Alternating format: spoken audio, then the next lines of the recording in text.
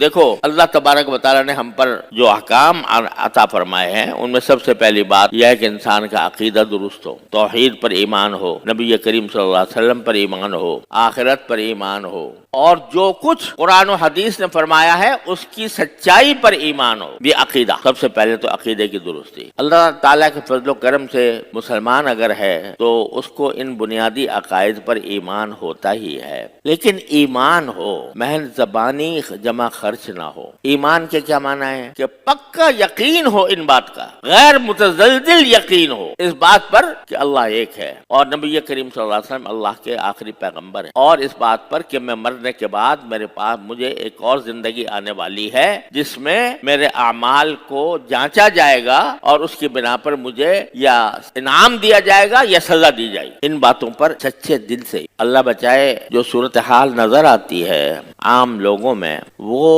اس قسم کی ہے کہ ایمان زبان سے تو ہے الحمدللہ، یہ بھی بڑی نعمت ہے، لیکن جسے پکا یقین کہتے ہیں کہ مجھے ایک دن مرنا ہے، مرنے کے بعد ایک دوسری زندگی آئے گی اور مجھے اس میں اپنے سارے اعمال کا جواب دینا ہوگا، اس کا دھیان نہیں۔ میں ایک مرتبہ سفر میں تھا تو ایک صاحب بڑے تعلیم یافتہ تھے، وہ میرے برابر میں بیٹھے ہوئے تھے، تو مجھ سے پوچھنے لگے میرے مولانا ہم ایمان تو رکھتے ہیں آخرت پر، یہ بتائیں آخرت ہوگی بھی کہ نہیں ہوگی؟ مرنے کے بعد واقعی ہم زندہ ہو جائیں گے دوبارہ؟ کیا مرنے کے بعد واقعی ہمیں اعمال کا جواب دینا ہوگا؟ یعنی وہ زبان سے تو کہہ رہا ہے کہ مجھے ایمان ہے، لیکن اس کے دل میں ابھی یہ تردد اور یہ شک ہے کہ پتہ نہیں آئے گا وہ وقت یا نہیں آئے گا، تو یہ ایمان پورا مکمل نہیں ہوا جب تک یقین نہ ہو۔ اور جن چیزوں پر یقین ہے بھی، جیسے توحید ہے مثلا، اللہ تعالیٰ کی وحدانیت کہ اللہ ایک ہے، اس کے سوا کوئی معبود نہیں، اس کے سوا نہ ہم کسی کی عبادت کر سکتے ہیں، نہ کسی سے آخرت کے معاملات میں مدد مانگ سکتے ہیں۔ ایاک نعبد و ایاک نستعین، اے اللہ ہم تیری عبادت کرتے ہیں، تجھی سے مدد مانگتے ہیں۔ لیکن دیکھو جا کر مزارات پہ کیا ہو رہا ہے، مزارات کے اوپر سجدے صاحب مزار کو سجدہ کیا جا رہا ہے اور اس سے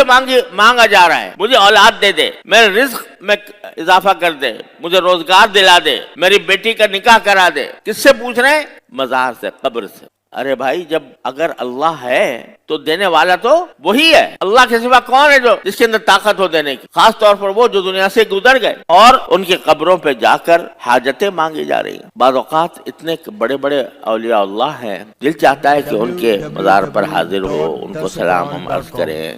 رسالہ ثواب کریں، اتنے بڑے بزرگ ہیں، لیکن جب داخل ہوتے ہیں وہاں پر تو داخل ہو کر ایک ایسا نظارہ نظر آتا ہے کہ یا اللہ یہ تو شرک کی بنیادیں پڑ رہی ہیں۔ کوئی کھڑا ہوا اسی کے سامنے قبر سے مانگ رہا ہے، داتا مجھے یہ دے دے، مجھے بچہ دے دے۔ بچہ لینے کے لیے سفر کر کے جا رہے ہیں مزارات کے پاس اور ان سے مانگ رہے ہیں کہ بابا فرید الدین گنج شکر رحمۃ اللہ علیہ، باب حضرت علی حجویری رحمۃ اللہ علیہ بڑے درجے کے اولیاء اللہ ہیں، لیکن ان کی قبروں پر جا کر ان سے مانگ رہے ہیں کہ داتا مجھے دے دو۔ ارے بھائی اللہ جل جلالہ کے سوا اس کائنات میں کوئی نہیں ہے جو کچھ دے سکے، اللہ جل جلالہ ہی دیتا ہے، اس کے سوا کسی سے مانگنا کہ مجھے اولاد دے دو، مجھے زیادہ رزق دے دو، یہ شرک کے ہم پلہ ہے، تو عقیدہ ہی خراب ہو گیا۔ تو سب سے پہلے تو انسان کو اپنے عقائد درست کرنے کی ضرورت، عقیدہ ہمارا سوائے اللہ کے اور کسی کے اوپر نہ ہو۔ اپنی حاجتیں لے کر بعض اوقات مزارات کے پاس جاتے ہیں، بعض اوقات زندہ پیروں کو سجدہ کیا جا رہا ہے اور ان سے مانگا جا رہا ہے۔ یہ نہیں کہ تم میرے لیے دعا کر دو، اس میں تو کوئی حرج نہیں ہے۔ کسی اللہ والے سے آپ کہیں کہ بھئی میرے لیے دعا کر دیں، اللہ تعالیٰ میری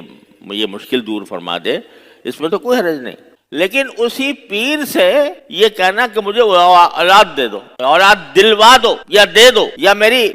بے روزگار ہوں، میرا روزگار لگا دو، یہ شرک ہے۔ کسی بندے سے اس طرح مانگنا، کھڑے ہو کر نماز میں تو کہتے ہو ایاک نعبد و ایاک نستعین، اے اللہ ہم تیری ہی عبادت کرتے ہیں، تجھی سے مدد مانگتے ہیں، اور مدد مانگتے پھر رہے ہو اور عبادت کرتے پھر رہے ہو غیر اللہ کی۔ تو جہاں شرک ہو رہا ہو، عملی شرک ہو رہا ہو، اس پر ہم مشرک اور کافر کا فیصلہ دیں نہ دیں وہ الگ مسئلہ ہے، لیکن عملاً تو شرک ہو رہا ہے، تو یہ عملاً شرک ہو رہا ہے اور ہم سمجھتے ہیں کہ ہمارے اوپر اللہ کی رحمتیں نازل ہوں گی۔ تو اپنی اصلاح کا پہلا قدم تو عقیدے کی درستی ہے۔ عقیدت درست ہو، یقین ہو پورا کہ اس کائنات پر واحد حکمران اللہ جل جلالہ ہے، وہی احکم الحاکمین ہے، اس کے مشیت کے بغیر کائنات کا کوئی ذرہ ادھر سے ادھر نہیں ہوتا۔ مجھے میرے بچوں میں سے کسی نے مجھے ایک کلپ دکھایا کہ اس میں رسول کریم صلی اللہ علیہ وسلم کے یوم ولادت کا کیک کاٹا جاتا، کیک کاٹنے کی رسم جو غیر مسلموں کی رسم ہے، کیک کاٹا جا رہا تھا اور آس پاس کے لوگ happy birthday to you یہ اس کے نعرے لگا رہے تھے۔ وہ جو غیر مسلموں سے ہمارے پاس رسم آئی ہے وہ کر رہے تھے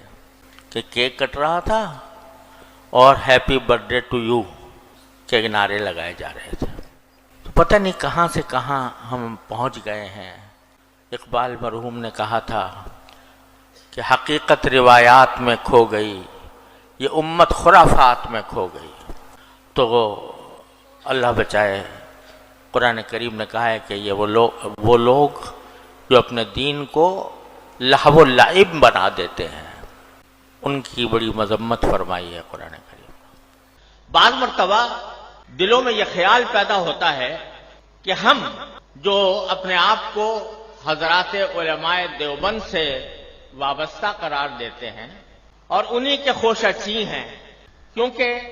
ہمیں اس بات پر مکمل اعتماد، الحمدللہ مکمل اعتماد اور یقین ہے کہ حضرات اکابر علماء دیوبند ہمارے بہترین اسوہ اس لیے ہیں کہ وہ اتباع سنت کی تصویر ہے، اور ہمیں اس بات پر مکمل اعتماد ہے کہ اہل السنت والجماعہ کا جو طریقہ ہے وہ ہمارے حضرات اکابر علماء دیوبند اس کا مظہر ہے، ما انا علیہ و اصحابی کا مظہر ہے۔ تو چونکہ حضرات علماء دیوبند اور ان کی اتباع میں ہم بحیثیت خدام جامعہ دارالعلوم کوئی دن نہیں منایا کرتے، کوئی کسی کی برسی نہیں منایا کرتے، کسی کی پیدائش کا دن نہیں منایا کرتے، یہاں تک کہ اس کائنات میں سب سے زیادہ عظیم ہستی جو در حقیقت وجہ تخلیق کائنات ہے، جناب محمد الرسول اللہ صلی اللہ علیہ وسلم، آپ کا یوم پیدائش بھی ہم لوگ نہیں مناتے۔ آپ کا وہ یوم پیدائش جس کو آج کی اصطلاح میں عید میلاد النبی کہا جاتا ہے وہ بھی ہم نہیں مناتے، لیکن آپ ہی کی تعلیمات اور آپ ہی کی سنت اور آپ کے جانثار صحابہ کرام کی سنت یہ ہے کہ انہوں نے کبھی